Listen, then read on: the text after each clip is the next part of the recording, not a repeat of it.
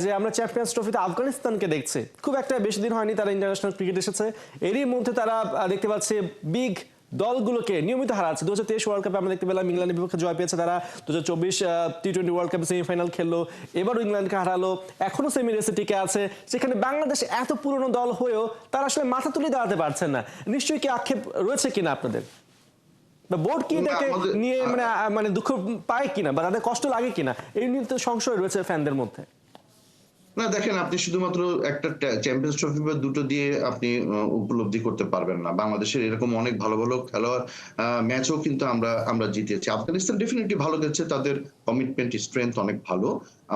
আমাদের এখনকার বর্তমান টিম থেকেও কিন্তু ভালো, বাট আফগানিস্তানের সাথে কিন্তু আমরাও কিন্তু ম্যাচ জিতেছি, এবং আমরা কিন্তু রিসেন্টলিও কিন্তু আফগানিস্তানের ম্যাচ আমরা কিন্তু জিতেছি। আমরা কিন্তু সব থেকে যে জিনিসটা হয় সেটা হলো যে আমরা বর্তমান নিয়ে ডেফিনেটলি আমরা কথা বলি যে বর্তমান বাংলাদেশের পারফরমেন্সটা নিয়ে একটু ইনকনসিস্টেন্সি যাচ্ছে।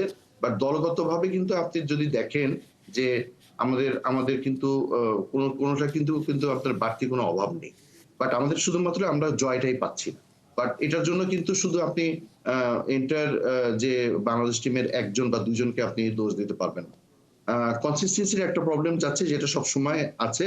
এবং সবথেকে বড় কথা হলো যে আমাদের যারা সিনিয়র ক্রিকেটাররা যাচ্ছে, they are not in a good form.